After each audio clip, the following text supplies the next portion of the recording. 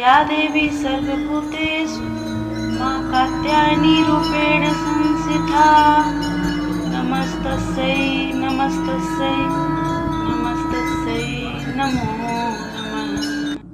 साथियों, आज नवरात्रि का छठा दिन है।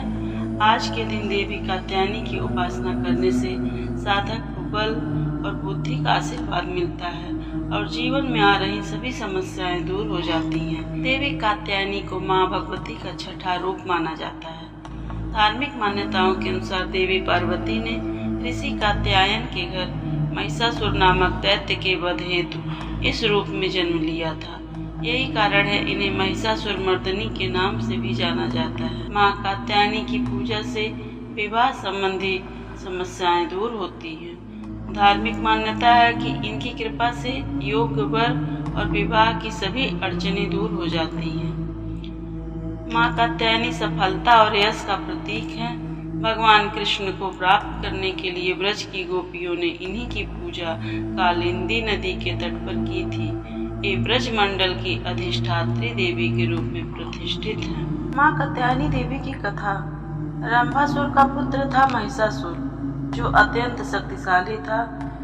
उसने कठिन तपस्या करके ब्रह्मा जी को प्रसन्न किया। ब्रह्मा जी प्रकट हुए और कहा, वत्स, एक मृत्यु को छोड़कर सब कुछ मांगो।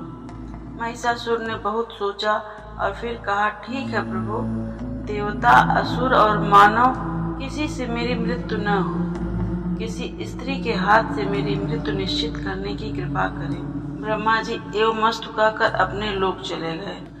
वर प्राप्त करने के बाद उसने तीनों लोकों पर अपना अधिकार जमा लिया। तब भगवान विष्णु ने सभी देवताओं के साथ मिलकर भगवती महाशक्ति की आराधना की। सभी देवताओं के शरीर से एक दिव्य तेज निकलकर एक परम सुंदरी के रूप में प्रकट हुआ। हिमवान ने भगवती की सवारी के लिए सिंह दिया तथा सभी देवताओं ने अपने अपने अस्त्र शस्त्र महामाया की सेवा में प्रस्तुत किए। भगवती ने देवताओं पर प्रसन्न होकर उन्हें शीघ्र ही महिषासुर के भय से मुक्त करने का आश्वासन दिया। भगवती दुर्गा हिमालय पर पहुंची और अट्टहास पूर्वक घोर गर्जना की। महिषासुर के असुरों के साथ उनका भयंकर युद्ध छिड़ गया। एक एक करके महिषासुर के सभी सेनानी मारे गए। फिर विवश होकर महिषासुर को भी देवी के साथ युद्ध करना पड़ा। महिषासुर ने अनेक प्रकार के मायावी रूप बनाकर देवी को छल से मारने का प्रयास किया, लेकिन अंत में भगवती ने अपने चक्र से महिषासुर का मस्तक काट दिया। कहते हैं कि देवी कात्यायनी को ही सभी देवों ने एक एक हथियार दिया था और उन्हीं दिव्य हथियारों से युक्त होकर देवी ने महिषासुर के साथ युद्ध किया था। बोलिए मां कात्यायनी की जय। साथियों, आइए हम आपको नवरात्रि में सुनी जाने वाली एक बहुत ही अच्छी सुंदर कथा सुनाते हैं। इस कथा को आप पूरा सुनिएगा, आपको बहुत ही अच्छा लगेगा। एक नगर में एक ब्राह्मण रहता था। वह माँ भगवती दुर्गा का परम भक्त था। उसकी एक कन्या थी। ब्राह्मण नियम पूर्वक प्रतिदिन दुर्गा माँ की पूजा और यज्ञ किया करता था। ब्राह्मण की बेटी का नाम विद्यावती था।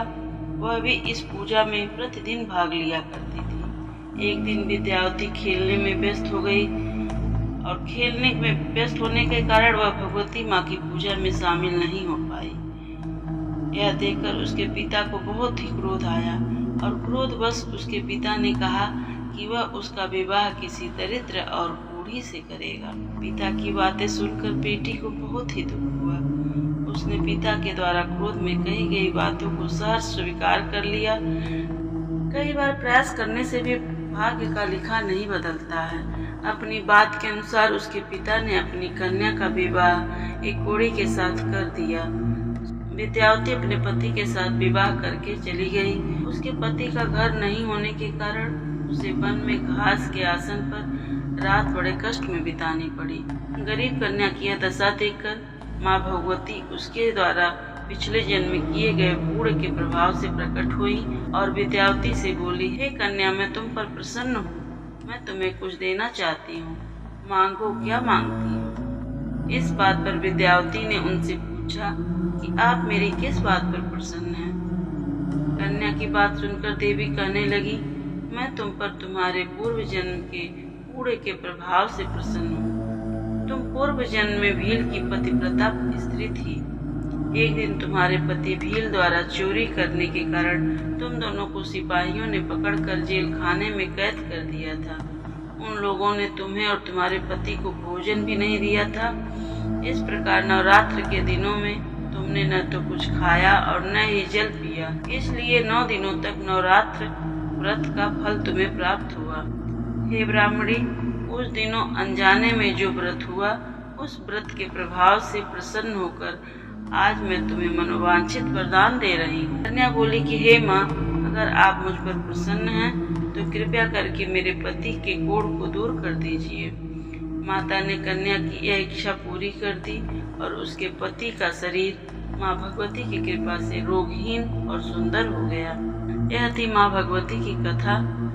माँ भगवती की कथा सुनने से समस्त संताप, रोग, दुख, दरिद्र मिट जाते हैं। मन में ऊर्जा का एक संचार होता है और परम आनंद की प्राप्ति होती है। बोलिए प्रेम से माँ भगवती की जय, माँ कात्यायनी देवी की जय। हर हर महादेव। साथियों, आपको मेरी यह कथा कैसी लगी? अगर आपको मेरी कथा अच्छी लगती हो तो कृपया मेरे चैनल को अवश्य सब्सक्राइब करें, लाइक करें और बेल आइकन को दबाना मत भूलें। एक बार फिर से बोलिए माँ भगवती की जय।